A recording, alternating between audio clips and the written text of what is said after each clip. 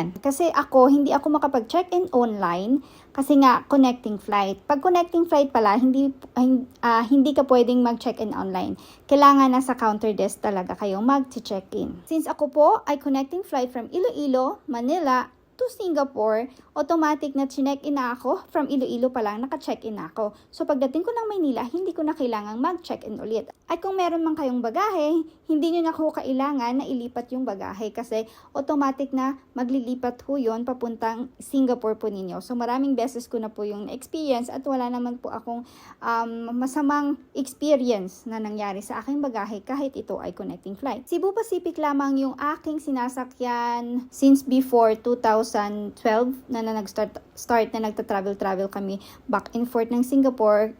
Ganun din yung husband ko, Cebu Pac lang talaga kami kasi yun yung mura and dati sa Iloilo, yun din ho yung may direct flight. Sana po